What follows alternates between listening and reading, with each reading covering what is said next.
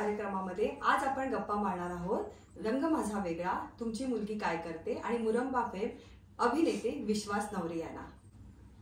नमस्कार विश्वासजी. नमस्कार अनुज्ञाजी. सर्वप्रथम मी पीओ फिल्म्सचे तुमचे उल्हास सुळे सरांचे आणि डॉक्टर पोपनी सरांचे मी मनपूर्वक आभार व्यक्त करतो की तुम्ही मला इथे येऊन तुमच्याशी गप्पा करण्याची संधी दिली. धन्यवाद. बोला.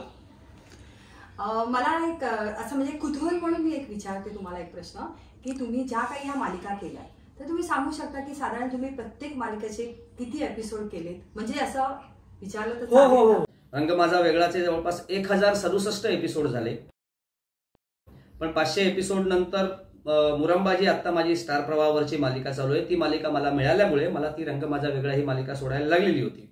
तुमची मुलगी काय करते एक वर्षभर जवळपास 300-325 एपिसोड मी त्याच्यामध्ये काम केलेलं आहे आणि आता आमच्या मुरंबा या मालिकेचे 650 एपिसोड झालेत. नुकतेच आमच्या मालिकेला 2 वर्ष पूर्ण झालेली आहेत. तुम्ही या क्षेत्रामध्ये तुमचा प्रवास कसा आहे थोडक्यात आम्हाला सांगू शकता का? शाळेमध्ये असण्यापासून किंवा कॉलेजमध्ये आपण आंतरराज्य किंवा राज्य नाट्य स्पर्धा किंवा शाळेतली जी काही छोटी मोठी गॅदरिंग व्हायची याच्यामध्ये मी काम करायचो. मी सगळ्यात पहिलं काम टीव्हीवरचं वयाच्या 8व्या वर्षी किलबिल मध्ये केलेलं होतं. त्यावेळेला प्रवीण डवणे लिखित एक एकांकिका होती, त्याच्यामध्ये मी काम केलं होतं. तिकडनं हा प्रवास माझा सुरू झाला आणि मग शाळा कॉलेज करत करत करत मध्यंतरी लग्न झाल्यानंतर तो एक गॅप गेला आणि आता पुन्हा 2016 पासून मी या क्षेत्रात पूर्णतः कार्यरत आहे. तोपर्यंत मी जॉब आणि या अनेक गोष्टी करत होतो, कारण तेवढा पैसा या क्षेत्रात त्यावेळेला नव्हता जेवढा आता साधारण एक आपण सर्व्हाइव्ह करू शकतो एवढी परिस्थिती आहे एका आर्टिस्टची. अच्छा विश्वास, मला एक सांगा, तुम्ही हे क्षेत्र का निवडलं? तुमच्या कुटुंबातले कोणी या क्षेत्रात होते किंवा तुमचा काही गॉडफादर वगैरे या क्षेत्रात असं काही? नाही, असं या क्षेत्रात काय यावंसं वाटलं याला अशी काही ठोस कारणं किंवा असं काहीच नाहीये. पण लहानपणापासून कलेचे संस्कार आमच्या घरातनच आलेले होते. म्हणजे आमचे आजोबा हे तबला वाजवायचे, ज्यांना राष्ट्रपतींच्या हस्ते त्यावेळेला त्या काळात पुरस्कारही मिळालेले आहे. त्यामुळे लहानपणापासून आम्ही सुद्धा बाबांनी आम्हाला तबल्याच्या क्लासला घातलं. त्यामुळे ती कलेची आवड निर्माण झाली आणि पुढे शाळेत मध्ये असताना आणि याच्यामध्ये असताना जरा पाठांतर चोख असतं या मुलाचं, तर ह्याला एखाद्या नाटुकलीमध्ये आपण घेऊया असं करत करत ते वयाच्या 8व्या वर्षी किलबिल मध्ये मी पहिल्यांदा काम केलं. ज्याला आकाशानंद हे ऑल इंडिया रेडिओचे स्टेशन डायरेक्टर होते. त्यावेळेला तिथे प्रवीण डवणे सरांची एक एकांकिका म्हणजे नाटुकली छोटी आम्ही तिथे सादर केली आणि तिथनं तो प्रवास चालू झाला. नंतर मग शाळा कॉलेजमध्ये असताना सुद्धा त्याच पद्धतीने मी पुढे काम करत करत गेलो आणि ती आवड निर्माण झाली. बाकी गॉडफादर तर असा कोणी नाहीये. आलो तेव्हा इंडस्ट्री जेव्हा आता 2016ला मी पुन्हा पदार्पण केलं त्यावेळेला माझी ही सुरुवात शून्यापासूनच झालेली आहे. त्या घटनाक्रमावरती आपण पुढे येऊया. सो असं गॉडफादर वगैरे खरंच कोणी नाहीये माझा. तुम्ही जे या 3 मालिका केल्या आहेत ना, त्याच्या मालिका करताना तुम्हाला काही किस्से आठवतात का किंवा त्या मालिकाच्या मागचे काही किस्से आठवतात का?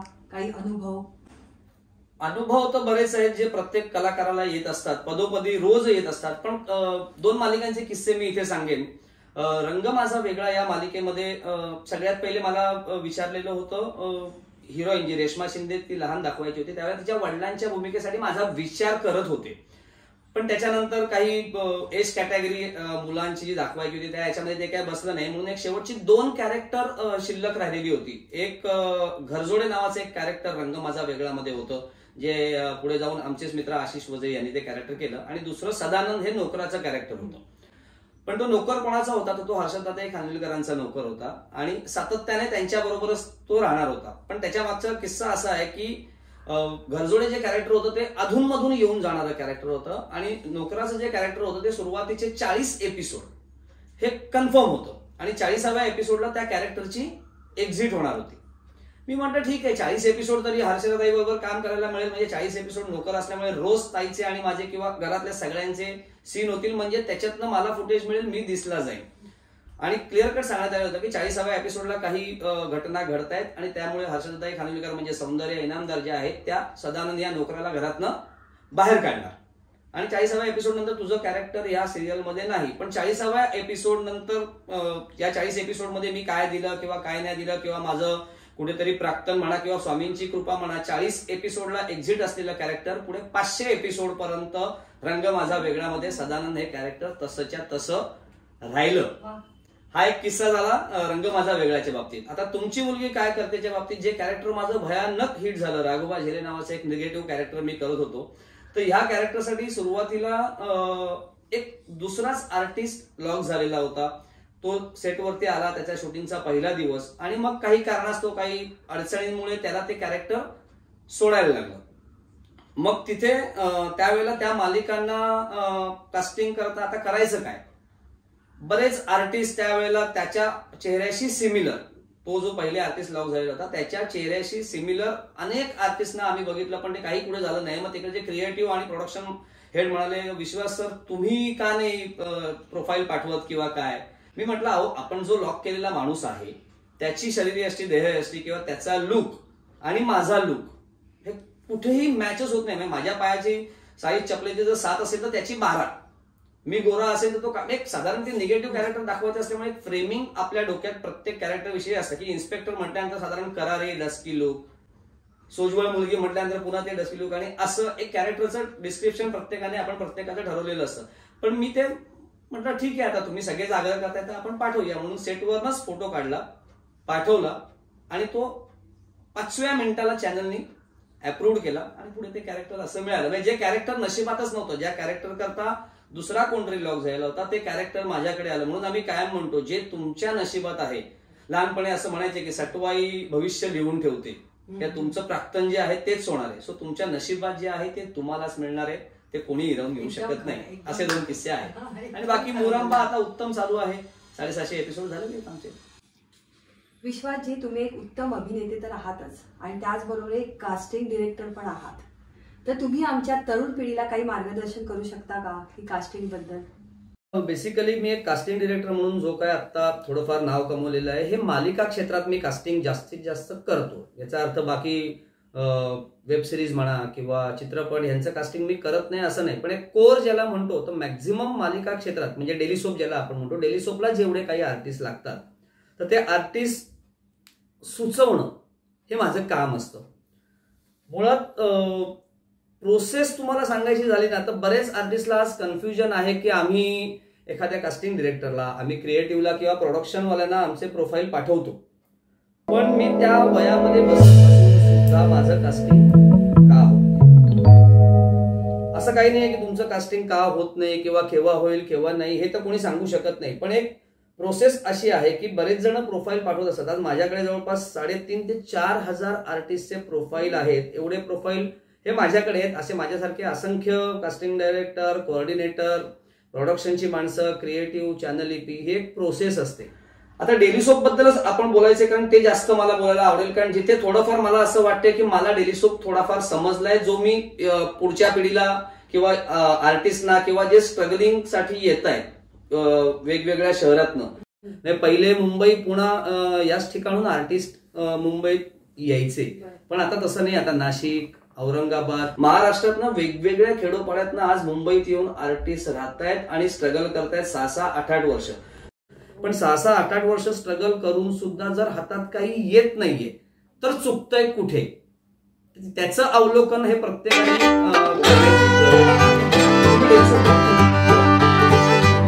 मराठी चॅनल मला सांगा, मराठी चॅनल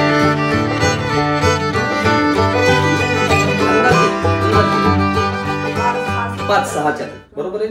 आता साधारण एका चॅनलवरती किती मालिका चालू आहेत? 10 मालिका, म्हणजे 5 चॅनलवरती म्हणून किती मालिका झाल्या?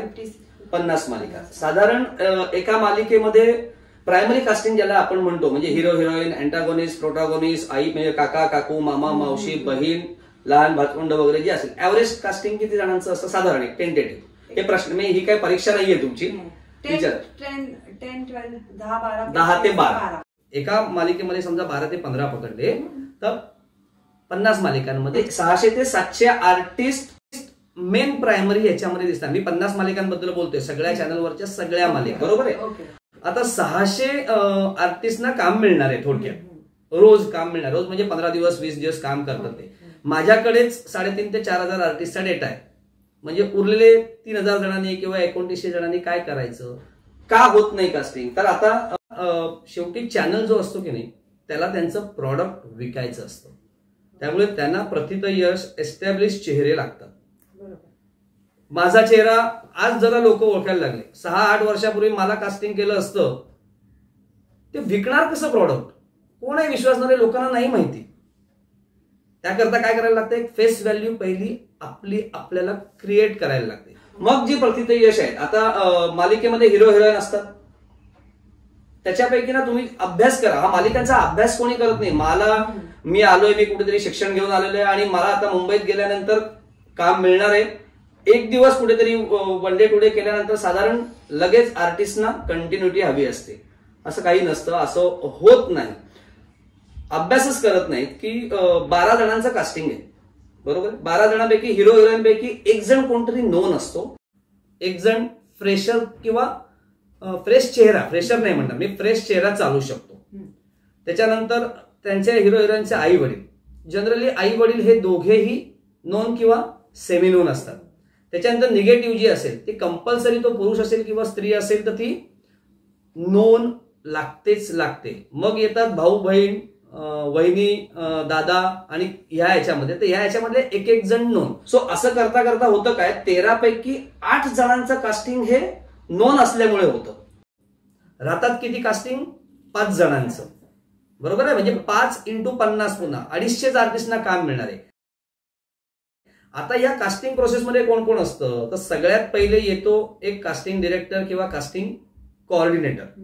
त्याच्यानंतर येतो प्रोडक्शनचा क्रिएटिव्ह आणि प्रोडक्शन. त्याच्यानंतर चॅनल क्रिएटिव्ह, चॅनल ईपी किंवा चॅनल हेड. म्हणजे ही 5 जणांची फळी आहे. तेव्हा कुठे जाऊन ते कास्टिंग शेवटपर्यंत जात. म्हणजे आता तुम्ही आणि माझे चांगले संबंध आहेत, बरोबर आहे. माझ्याकडे अनुज्ञा वडके यांचा प्रोफाईल आल्यानंतर मी तो बघतो की सगळ्यात पहिले मला जे काय कॅरेक्टर बोर्ड दिलेला आहे प्रोडक्शनने किंवा स्टोरी वाईज जे काय आहे, माझ्या या कॅरेक्टरला सूट होतात का अनुज्ञाताई, तर मी तो प्रोफाईल बाजूला करणार. मी जेव्हा एखादी पोस्ट टाकतो की मला या मालिकांसाठी असे कलाकार हवे, तेव्हा साधारण 300-350 आर्टिस्ट दनादन दनादन दनादन प्रोफाईल पाठवायला सुरुवात करतात. बघतच नाही की त्या क्रायटेरियामध्ये जे सांगितलेलं आहे त्याच्यामध्ये आपण बसतो का. लिहिलेलं आहे तिथे की गोरा पाहिजे मुलगा, 27 वर्षाचा पाहिजे, जाडा पाहिजे. गोरा काळा हे वर्गीकरण कारण तसं दिलेलं असतं. ती एक फॅमिली ट्री जर आपल्याला दाखवायची असेल, माझी बायको दाखवायची असेल किंवा माझी मुलं दाखवायची असतील, तर मला साधारण ते सिमिलर फेसेसच दाखवायला लागतील ना, विरोधाभास असून चालणार नाहीये. मग ती 5च माणसं राहिलेली आहेत. आता 5 जणांच्या मध्ये हे 5 बॅरियर्स आहेत. मग मी माझ्याकडनं प्रोफाईल पुढे कोणाकडे पाठवणार, क्रिएटिव्ह कडे. आता त्या क्रिएटिव्हचं आणि त्या आर्टिस्टचं काही मागे झालेलं असेल भांडण वादविवाद, तर तो क्रिएटिव्ह तिकडनं प्रोफाईल पुढे जातच नाही. किंवा माझंच समजा एखाद्या आर्टिस्ट बरोबर काही भांडण असेल किंवा माझ्या दृष्टीने कदाचित तो मला योग्य वाटत नसेल, तर प्रोफाईल मी माझ्या इकडनं पहिले पुढे पाठवणारच नाही ना, म्हणजे प्रोफाईल पुढे जातच नाही. एंडला प्रोफाईल चॅनल पर्यंत जाणं हे तर फार दूरची गोष्ट आहे. तर मुळात आधी आर्टिस्टने, बरं आता 20 मिनिट एपिसोड किती मिनिटाचा असो, साधारण अर्ध्या तासाचा एपिसोड. साधारण किती सीन होतात, काही अंदाज एका एपिसोडमध्ये?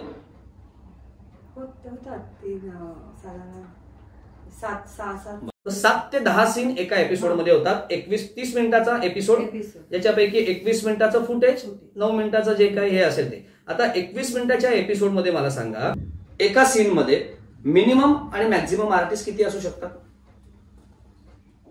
4 ते 5. हा, म्हणजे मिनिमम 2 तर आर्टिस्ट लागणारच आहे, त्याशिवाय सीन होणार नाही. एखादा फोन कट असेल तर एक माणूस चालतो, पण मिनिमम 2 ते मॅक्झिमम 7 ते 7च पकडू आपण, एक बेंचमार्क करूया. 21 मिनिटाच्या एपिसोडमध्ये 7 जण डिवाइड केलं आपण, तर 3 मिनिटाचा एक सीन होतो, बरोबर आहे. 3 मिनिटं म्हणजे 180 सेकंद. आता 3 मिनिटाच्या सीन मध्ये समजा 4 आर्टिस्ट असतील, ते डिवाइड आपण 180 सेकंदाला करायचं म्हटलं तर साधारण 4 चोक 16 आणि 4 पंचे 20, म्हणजे साधारण 50 सेकंदाचं एका आर्टिस्टला वाक्य असतं. आता 50 सेकंदामध्ये तुम्ही किती वाक्य बोलू शकाल? म्हणजे एका मिनिटात फार फारता आपण 7 वाक्य 8 वाक्य, एक फुल स्केप. पण ही सुद्धा आर्टिस्टना वाक्य बोलता येत नाहीत. आणि इथे विषय असा आहे अनुज्ञाजी की डेली सोप मध्ये ना शिकवत बसायला वेळ नाहीये कोणाला. कारण 13 तासाचं आपलं शूटिंग असतं, त्या शूटिंग मध्ये आपल्याला ते 21 मिनिटाचं फुटेज हे चॅनलला द्यायला लागतं. अदरवाईज डिरेक्टर जो असतो, म्हणजे कॅप्टन ऑफ द शिप ज्याला आपण म्हणतो, ही इज अँसरेबल. पण आम्ही असं ऐकलंय, म्हणजे मी किंवा असे बाकीचे जे आहेत तरुण आर्टिस्ट वगैरे इकडचे, ते असं ऐकलंय की तुमचा चेहरा पहिला बघितला जातो की कॅरेक्टरला तो चेहरा जातोय की नाही, किंवा ऑडिशन मध्ये काही प्रॉब्लेम होतोय का, म्हणजे तुम्ही काय सांगू शकता, कितपत सत्य आहे? म्हणजे मला विचाराल तर ऑडिशन मध्ये असं ऍक्च्युअली काहीच बघितलं जात नाही. पण होतं कसं की ज्यावेळेला आम्ही प्रोफाईल मागवतो, प्रोफाईल फोटो आम्हाला पहिले येतात, पण ते फोटो असे भयानक भयानक फोटो आमच्याकडे येतात की एक साधारण ताजमहालच्या कुठल्या तरी कोपऱ्यात तो माणूस उभा आहे आणि तो फोटो पाडतो. त्यामुळे त्याचा चेहरा कसा आहे, काय कसा, किंवा आम्ही कायम सांगत असतो की ज्यावेळेला तुम्ही एखाद्या क्रिएटिव्हला, प्रोडक्शनला किंवा कास्टिंग डिरेक्टर यांना ज्यावेळेला प्रोफाईल फोटो पाठवाल त्यावेळेला 4च फोटो पाठवायचे, ज्याच्यातले 2 पूर्ण क्लोज असतील, 2 उभे असतील. तुमचा जो ऍक्च्युअल लुक आहे, जसे तुम्ही दिसताय तसेच फोटो पाठवा. उगाच मेकअप बिकअप करून गॉगल लावून इकडेच बघितलंय तिकडेच बघितलंय हे काहीही करण्याची गरज नाही. प्रोफाईल फोटोची गरज लागत नाही. माहिती ज्यावेळेला तुम्ही देता त्याला नाव, वय, उंची, रंग याआधी काही काम केलं असेल तर, आणि साधारण 1 किंवा 2 ऑडिशन्स, त्याच्यापैकी एक प्रमाण मराठी भाषेतली आणि एक दुसरी कुठलीही ग्रामीण भाषा. आता बऱ्याच जणांचं असं म्हणणं आहे प्रमाण मराठी भाषा म्हणजे नक्की काय, तर प्रमाण मराठी भाषा अशी कुठचीच नसते. म्हणजे कोल्हापूरची मराठी पण मराठी आहे, कोकणातली मराठी पण मराठी आहे, विदर्भातली मराठी पण मराठी आहे. पण मुळात एका आर्टिस्टला काय जमलं पाहिजे तर लिखित मराठी जे आहे ते नीट घेता आलं पाहिजे. म्हणजे स्क्रिप्ट मध्ये जर आणि लिहिलंय तर आणि लिहिले तर आणि हल्ली आणि पाणी तांदळाच्या गोणीवाले खूप प्रकार आहेत, पण ते आता ज्याला आपण म्हणतो त्याला एक राजमान्यता मिळालेली आहे. ऑडिशन मध्ये काय होतं, सुरुवातीला क्रिएटिव्ह असो किंवा कास्टिंग डिरेक्टर असो ना, हा पहिले 2 किंवा 3च वाक्य त्या आर्टिस्टची ऐकतो, त्याच्यावरनं आम्ही ठरवतो पुढे ऑडिशन 1 मिनिटाची जी ऑडिशन असेल ती बघायची का नाही बघायची. सो असं काय. आणि तुम्ही म्हणालात की चेहरा, सो ऑब्व्हियसली चेहरा हा नक्कीच बघितला जातो. मी म्हणून मगाशी डेली सोप आणि याची जी गणितं सांगत होतो, साधारण चॅनलची जर तुम्ही बघितलं, म्हणजे काही गोष्टी या अपवादाने सिद्ध होतात, तर तुम्हाला काय वाटतं की तुमचा चेहरा आता कुठच्या चॅनलच्या मालिकेमध्ये मी टाकला तर तो कास्ट होईल आणि का, मला तुम्हीच सांगा, मग मी पुढची त्याच्यावरती मी येतो. तुम्ही मला कन्फ्युज केलं. नाही कन्फ्युज नाही. आता एक तुम्हाला काही शंका असेल, म्हणजे हे प्रश्न आर्टिस्टला पडतात. मी तर असंच म्हणेन बऱ्याच चॅनलवर मी जाऊ शकते. का जाऊ शकता तुम्ही? जाऊ शकते, म्हणजे मला असं वाटतं कुठल्या वयोगटात तुम्ही बसाल असं तुम्हाला वाटतंय? 50 मध्ये जाते. किती? 45-50 मध्ये. 45-50 मध्ये. हो ना. प्रत्येक चॅनलची पण एक टेस्ट आहे. अभ्यास करताना हा अभ्यास प्रत्येक आर्टिस्टनी करणं गरजेचं आहे असं मला वाटतं. स्टार प्रवाह हा जो चॅनल आहे, मी इथे चॅनलची नावं घेतोय मला माहित नाही, पण हा आपला युट्यूब चॅनल आहे त्यामुळे अगदी स्पष्ट बोलायला काहीच हरकत नाहीये. सो एक आपण मालिका बघितल्या तर एक स्टार प्रवाहावरच्या जेवढ्या मालिका आहेत या सगळ्या ग्रँजर दाखवले, सगळी श्रीमंत कुटुंब आणि एक दाखवले. त्यामुळे स्टार प्रवाहाचे तुम्ही सगळे चेहरे बघाल ना, हे सगळे गोरे चिट्टे असणार. एखादी आता ग्रामीण मालिका सोनी मराठी असेल, झी टीव्ही असेल, तर ग्रामीण मालिकेमध्ये म्हणजे ती सांगलीची आहे, सातारची आहे, तर तिथे गोरा माणूस चालेल का? नाही चालणार. तिथे थोडासा राप चढलेला चेहऱ्यावरती किंवा असे. हिस्टॉरिकल मालिका आहे, आपण ज्याला मायथॉलॉजिकल किंवा हिस्टॉरिकल म्हणतो, तर हिस्टॉरिकल मालिकामध्ये माझ्यासारख्या आर्टिस्टचं काही काम आहे का? हो, काही नाही. किंवा मला उद्या पोलिसाचा रोल कोणी ऑफर केला तर मी करू शकेन का? नाही करू शकणार, कारण माझी ती शरीरयष्टी किंवा देहयष्टी माझी ती नाहीये. आणि ती त्या चॅनलला ती मालिका कुठली आहे, ती मालिका कुठे घडतेय, त्या मालिकेतल्या पात्रांची आडनावं काय आहेत. म्हणजे मी इथे जातीपातीवरती येत नाहीये, पण एखादा सहस्त्रबुद्धे आडनावाचा असेल किंवा काळे आडनावाचा असेल किंवा लेले आडनावाचा असेल, तर 90% बाय डिफॉल्ट ती व्यक्ती गोरीच असावी. पाटील, सो पाटील म्हटल्यानंतर एक रांगडं व्यक्तिमत्व पाहिजे ना, तिथे ते उष्ण अवसंता आणता येणार नाहीये. सो त्यामुळे चेहरा हा नक्कीच महत्वाचा आहे. प्रत्येक प्रोडक्शनची, जशी प्रत्येक चॅनलची एक आर्टिस्ट बँक असते म्हणा, किंवा प्रोड्युसरची एक बँक असते, की बाबा साधारण स्टार प्रवाहावरती हे प्रोड्युसर आहेत, त्यांच्या 1-1, 2-2, 3-3 मालिका चालू आहेत. झी टीव्ही वरती एवढे प्रोड्युसर आहेत, त्यांच्या या मालिका चालू आहेत. किंवा सोनी टीव्हीवर जे प्रोड्युसर हे जसे ठरलेले असतात, याला मोनोपॉली म्हणा किंवा काही म्हणा, तसंच प्रत्येक प्रोडक्शनची पण एक आर्टिस्ट बँक ठरलेली असते. म्हणजे साधारण मी आता रंग माझा वेगळ्यामध्ये काम करतोय किंवा मुरंबा मालिकेत काम करतोय, तर ही मालिका संपल्यानंतर आमच्याच मालिकेतले काही आर्टिस्ट सेम डिरेक्टर किंवा काय हीच टीम त्यांच्या पुढच्या मालिकेत जाणार आहे. का तर तोपर्यंत त्यांचं आणि आमचं एक बॉन्डिंग, आमच्याकडनं किती काय बाहेर येतंय किंवा आमच्याकडनं कसं काम ते काढून घेऊ शकतात हे त्यांना माहिती झालंय की इथे मला 21 मिनिटाचा फुटेज जर 13 तासात काढायचा आहे तर तिथे मला त्या आर्टिस्टची कपॅसिटी माहिती आहे. जो मगाचा विषय की 40 सेकंदाची 60 सेकंदाची वाक्य पण तुम्हाला घेता येत नाही, तर याचाही अभ्यास मी म्हणेन प्रत्येकाने करायला हवा. आणि याच्यात काही गैर आहे असं मी नाही म्हणणार. शेवटी प्रत्येक जण आपापला कम्फर्ट झोन शोधत असतो. एक प्रॉडक्ट चांगलं व्हावं ही प्रत्येकालाच इच्छा असते. जशी ती आर्टिस्टला असते की माझं काम चांगलं व्हावं, तसं डिरेक्शनला किंवा डीओपीला किंवा प्रोड्युसरला किंवा चॅनललाही वाटतं की आपली मालिका ही चांगली चालावी. त्यामुळे जो तो आपापला कम्फर्ट झोन शोधत असतो. लीड फक्त बदलतात, बाकी उरलेल्या कॅरेक्टर्स पैकी एक 50-60% तुम्ही बघाल ना तर हीच माणसं तुम्हाला, आज तुम्ही अभ्यास जरी केला तरी तुम्हाला कळेल कॅरेक्टर आर्टिस्ट सुद्धा माझ्याकडे 3,500 ते 4,000 आर्टिस्टची नावं किंवा त्यांचे प्रोफाईल्स आहेत. पण प्रत्यक्षात तुम्हाला खोटं वाटेल मी सांगितलं तर मी जेमतेम 150 ते 200 आर्टिस्ट वरतीच खेळतोय मी. का बाकीचे नाही मला तेवढे अजून डिझर्विंग वाटत आहेत की ज्यांना मी एखाद्या कुठच्या कॅरेक्टर करता पाठवलं तर ते 2 वाक्य सुद्धा घेऊ शकतील की नाही, कारण त्यांचं लक्षच भलतीकडे असतं कुठेतरी. या गोष्टीवरती पण कुठेतरी विचार करायला पाहिजे. चांगल्या नाट्य ग्रुप एखादा जॉईन करायला पाहिजे, वाचन प्रचंड करायला पाहिजे, चांगलं ऐकायला पाहिजे. म्हणजे आम्ही कायम, मी वर्कशॉप जेव्हा घेत असतो तेव्हा वर्कशॉपमध्ये मी हेच सांगतो, वपू काळे ऐका, पु ल देशपांडे ऐका, शांताबाई शेळके ऐका, अपर्णा रामतीर्थकर ऐका, राम शेवाळकर ऐका. हे ऐकल्याने भाषेचा गोडी किंवा भाषेचा काय समृद्धता आपल्या आहे, भाषेवरती तर मेजर काम हल्ली सगळ्यांना करण्याची गरज आहे. ग्रामीण मालिका असेल तर त्याच्यामध्ये हे चालून जाईल भाषा आणि पाणी. विश्वास, आता तुम्ही जे आम्हाला कास्टिंग बद्दल काही माहिती दिली ते ऐकल्यानंतर असं वाटतं की आता नवीन येणाऱ्या आर्टिस्टला तर कामच मिळणार नाही. हा आधी मुळात गैरसमज आहे, तो काढून टाका. काय होतंय माहितीये का, हल्लीच्या म्हणजे मी माझंही उदाहरण देतो की 2016ला ज्यावेळेला मी जॉब सोडून मुंबईत आलो त्याच्यानंतर आज 2024ला मी सांगू शकतो की माझ्याकडे काम आहे. या कालावधी करताना 8 वर्ष माझ्यासारख्या माणसाला कास्टिंग करत असून सुद्धा म्हणजे लोकांना वाटतं की तू कास्टिंग डिरेक्टर आहेस म्हटल्यानंतर तुला सगळी कामं मिळू शकतात किंवा, तर तसं काही नाहीये. आमच्या पण ऑडिशन होतात किंवा माझंही कास्टिंग कधीतरी दुसऱ्या कुठल्या कास्टिंग डिरेक्टरने, क्रिएटिव्हनी किंवा चॅनल थ्रू झालेलं आहे. आपल्या इंडस्ट्रीमध्ये ना पेशन्स खूप म्हणजे प्रचंड प्रमाणात महत्वाचे आहेत. तर या क्षेत्रातच काम करायचंय असं ठरवल्यानंतर किमान 6 वर्ष तरी, आधी मुळात 3 वर्षाचा तुम्ही लॉक इन पिरियड ठरवूनच या क्षेत्रात या की 3 वर्ष मी बघणार की या 3 वर्षात या क्षेत्रात माझ्याकडनं काही कामगिरी घडते का किंवा मी इथे सर्व्हाइव्ह करू शकतोय का. 3 वर्षात जर तुम्ही काम नाही करू शकलात किंवा तुम्हाला काम मिळालं नाही तर मी म्हणेन तुम्हाला अवलोकन करण्याची गरज आहे.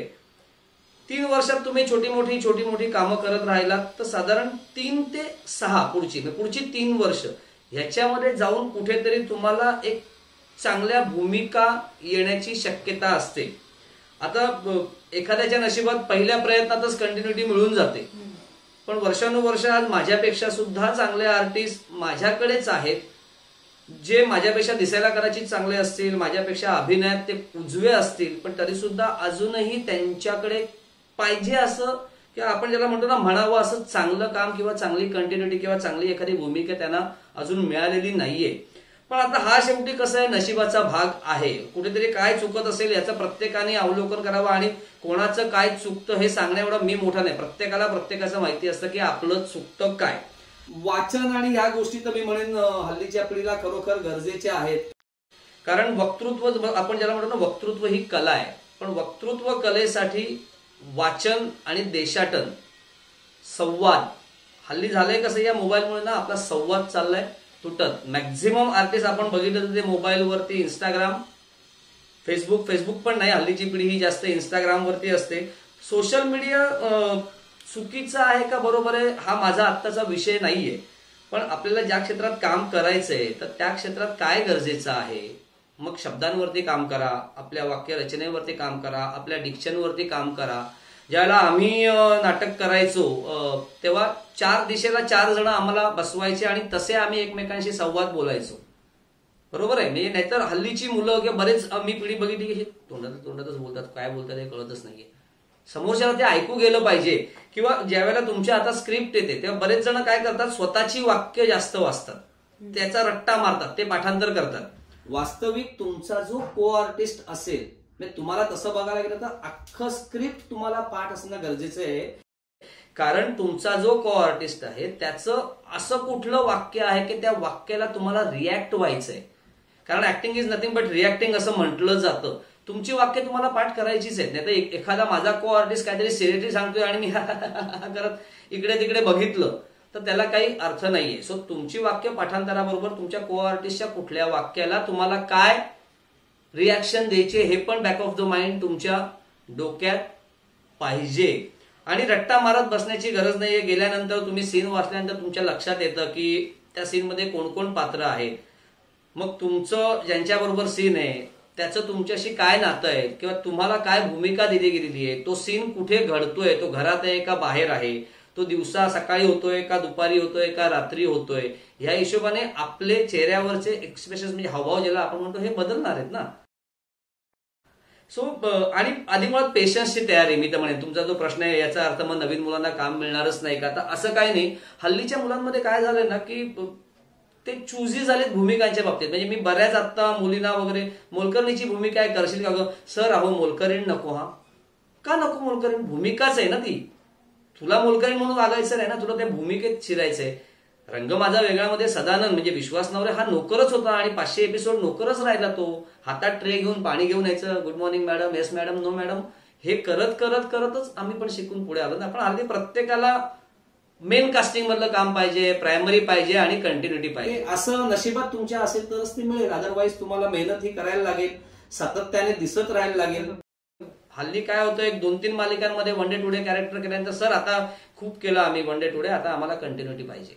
सो तसं होत नाही. प्रत्येक प्रोडक्शनकडे तुम्ही दिसत राहाल तर तुमच्या संधी वाढत जातील. ज्यावेळेला पहिलं लॉकडाऊन झालं तेव्हा मुंबईच्या बाहेरचे जे काही आर्टिस्ट होते त्या सगळ्या आर्टिस्टना मी हेच सांगत होतो, थोडी तग धरा, मुंबई सोडून जाऊ नका. तुम्ही जिथे आता आहात तिथेच थांबा. जे थांबले ते आज बऱ्यापैकी उत्तम भूमिकांमध्ये आत्ताच्या मालिकांमध्ये दिसतात. कारण सेकंड लॉकडाऊनला ज्यावेळेला हे चालू झालं, आपलं शूटिंग चालू झालं बाया बबलचं, त्यावेळेला जे मुंबईत अवेलेबल होते ना त्यांना फटाफट संधी मिळाली आणि मग ते कुठे गुजरातला काही जण शूट करायला गेले, काही जण गोव्याला गेले, काही अहमदाबाद, काही हैदराबाद असे करत गेले. सो तीच माणसं पुढे पुढे पुढे पुढे आज एका चांगल्या ज्याला आपण म्हणू पॅरलल लीड, सपोर्टिंगला किंवा प्रायमरी कास्टिंगला किंवा कंटिन्युटी कॅरेक्टर्सला अशा ठिकाणी बसले. सो पेशन्स खूप महत्वाचे आहेत असं मला वाटतं. विश्वास, आम्ही ऐकलंय तुम्ही वर्कशॉप पण घेता, तर त्या वर्कशॉप बद्दल तुम्ही आमच्या काही तरुण पिढीला मार्गदर्शन करू शकता का? माझ्याच वर्कशॉप बद्दल मीच माहिती देणं, पण मी एक सांगतो की मी कुठल्याही प्रकारचं अभिनय प्रशिक्षण शिबिर घेत नाही.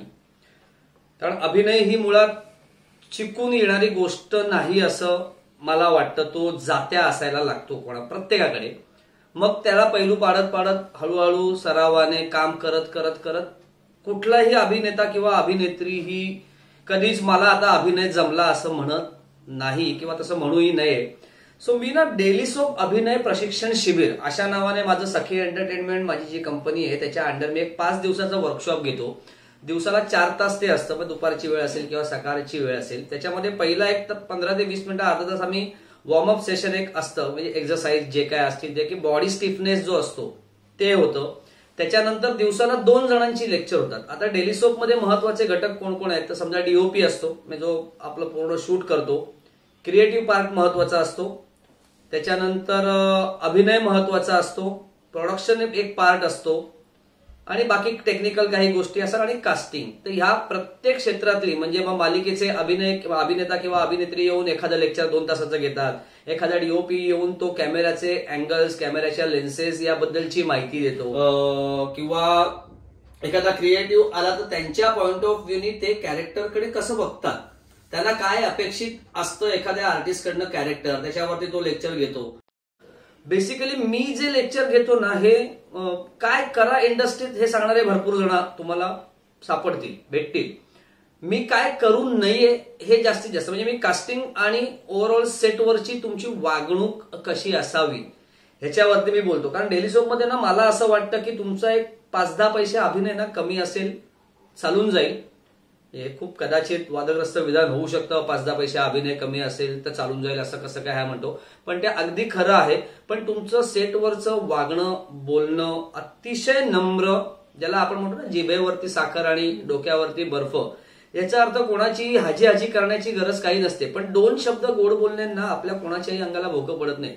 आणि तुम्हाला असं वाटत असतं की तुमच्याकडे कोणी बघत नाहीये, पण एक मालिका ज्या वेळेला निर्मिती मालिकेची होत असते ना, त्या मालिकेच्या निर्मितीला सुरुवातीच्या म्हणजे लॉकडाऊनच्या आधी 70 माणसांचं एक युनिट असायचं, जे आता कटछाट करत करत करत तेच युनिट आता 40 माणसांवरती आले. म्हणजे 40 जुने 80 डोळे प्लस 2 कॅमेरा सेटअप, एवढे 82 आणि 84 डोळे तुमच्याकडे लक्ष ठेवून असतात. तुम्ही काय करताय, तुम्ही कसे वागताय, तुम्ही कसे बोलताय, म्हणजे या अशा भरपूर गोष्टी आहेत. त्या आता सगळं सांगत बसतो का 4-5 तास इथे जातील. सो मी तर अनेक ठिकाणी फ्री सुद्धा लेक्चर द्यायला जातो. सो या पीयू फिल्म्सच्या माध्यमातून मी हेही सांगेन की तुम्ही असा एखादा उपक्रम राबवलात आणि तुमच्याकडे जर स्ट्रगलर आर्टिस्टनी काही कधी संपर्क केला आणि एक 15-20 जरी तुमच्याकडे आर्टिस्ट आले तरी तुम्ही मला सांगाल, तिथे मी विना मोबदला येऊन साधारण डेली सोप कास्टिंग याच्यावरती मी पाहिजे तेवढ्या वेळ लेक्चर नक्की घेऊ शकतो. फक्त ही पीयू फिल्म्स करता मर्यादित ऑफर आता तरी मी दिली आहे. पुढे अजून कोणाला देईल की नाही मला माहिती आहे, पण आता ही पीयू फिल्म्सना दिलेली आहे. विश्वास, प्रथम तर मी तुमचा आभार मानते, कारण तुम्ही आम्हाला एवढं छान अपॉर्च्युनिटी दिली आहे की तुमच्याशी संपर्क साधा. तर आमचे दर्शक जे काही आमचं पीयू फिल्म्स बघतायत ते नक्कीच आमच्यापर्यंत पोहोचले तर आम्ही तुमच्यापर्यंत पोहोचू. त्याबद्दल तुमचे खूप खूप आभार. धन्यवाद. मला असा एक प्रश्न आहे की आम्ही असं म्हणजे अजून प्रश्न आहेतच तुमचे? हो. ते खूप संपणार नाही असं मला तरी वाटतं. या कास्टिंग विषयी आपल्याला खूप खोल हा विषय आहे. मला असं विचारायचं होतं की आम्ही असं ऐकलंय की कास्टिंग डिरेक्टर आपल्याच आसपासच्या लोकांबरोबर काम करतात किंवा आपल्याच आप्तेष्टांना कामं देतात वगैरे. हा प्रश्न तुम्ही मला ठरवलाय का की शेवटचा प्रश्न विचारायचा तो शाल जोडीतला काहीतरी एक मारायचा आणि तसा विचारायचा? पण कितपत खरं आहे? नाही, असं खरंच काही नाहीये की कास्टिंग डिरेक्टर किंवा क्रिएटिव्ह किंवा प्रोडक्शन हे त्यांच्या जवळच्या माणसांना काम देतात. याचं कारण असं आहे की मी समजा माझ्या बायकोचा असेल, माझ्या मुलीचा असेल, माझ्या मैत्रिणीचा प्रोफाईल मी समजा प्रोडक्शनला पाठवला, लुक वाईज परफेक्ट कदाचित ती व्यक्ती किंवा तो माझा मित्र जात असेल, पण त्या मित्राला जर अभिनय ते ज्ञानच नसेल तर ते पुढे जाऊ शकणार नाही. बरं, कुठलाही कास्टिंग डिरेक्टर ज्याला मी म्हणेन ना की त्याला राईट्स कुठचेच नाहीयेत, हे सगळं टीमवर्क आहे.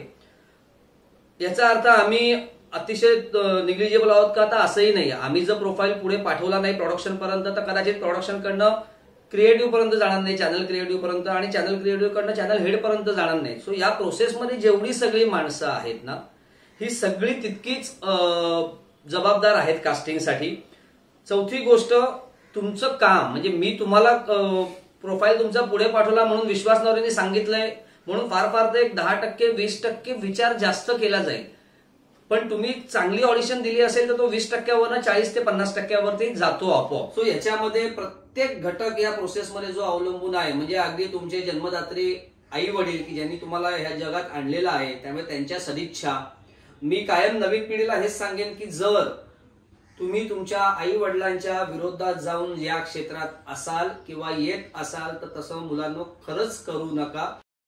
आई वडिलांची पूर्ण अनुमती असेल, जर ते पूर्णपणे राजी खुशीने स्वखुशीने जर तुम्हाला या क्षेत्रात येऊन देत असतील तर आणि केवळ तरच या क्षेत्रात या, अन्यथा त्या कामाला बरकत मिळणार नाही. फक्त हा सगळा एक अळवावरच्या पाण्याचा थेंब आहे आपली इंडस्ट्री. म्हणजे सगळी चकाचौंध इंडस्ट्री आहे, पण ते प्रत्यक्षात इथे आल्यानंतर किती मेहनत या मागे आहे, किती स्ट्रगल करायला लागतो. सो असं काहीच नाहीये की आम्ही आमच्या जवळच्या नातेवाईकांना किंवा मित्रपरिवाराला कामं देतो. पण याच्यामध्ये थोडंफार बायस कदाचित आम्ही असू की जे, कारण पण त्याच्यामध्ये सुद्धा असं असतं ना की मला माहिती आहे की आमचे उल्हास सर असतील तर त्यांना मी एखाद्या कामाला कुठे पाठवलं तर निश्चित मला त्यांच्याबद्दल कुठलीही प्रोडक्शन करणं तक्रार येणार नाही. XYZ उल्हास सरांचं मी आता नाव घेतलं. सो तसंच आहे. पण बाकी तुमचं काम, तुमची मेहनत, तुमची दिली गेलेली ऑडिशन किंवा तुम्ही करत असलेला अभिनय, मग याच्यामध्ये कास्टिंग डिरेक्टर पण महत्वाचा आहे, प्रोडक्शन पण महत्वाचं आहे, क्रिएटिव्ह पण महत्वाचं आहे, चॅनल क्रिएटिव्ह पण महत्वाचं आहे, चॅनल पण महत्वाचे आहे, तुम्हाला सदिच्छा देणारे तुमचे मित्रपरिवार, तुम्ही केलेलं काम, आई वडील, प्रत्येक जण, आणि या सगळ्यांची ज्या वेळेला भट्टी जमते त्याच वेळेला एखादं कास्टिंग होतं. विश्वासजी, तुम्ही इथे आलात आणि आमच्या प्रेक्षकांना खूपच छान मार्गदर्शन केलं, त्याबद्दल तुमचे आभार. धन्यवाद. आणि पुन्हा एकदा मी पीयू फिल्म्सचे उल्हास सुळे सरांचे, अनुज्ञा मॅडमचे आणि पोतनीस सरांचे खरंच मनापासून आभार मानतो की त्यांनी मला इथे येऊन माझं मनोगत व्यक्त करण्याची, काही गप्पा मारण्याची संधी दिली. हा व्हिडिओ किंवा पिहू फिल्मचे व्हिडिओ जे कोणी प्रेक्षक बघतायत त्या सगळ्यांना माझा, सर्व लहान मोठ्यांना माझा नमस्कार. आणि आमच्या मालिका आणि आमच्यासारख्या अनेक आर्टिस्टच्या सगळ्यांच्याच मालिका अशाच बघत राहा, TRP वाढवा, कारण इथे प्रत्येकाला कामाची गरज आहे. धन्यवाद. नमस्कार.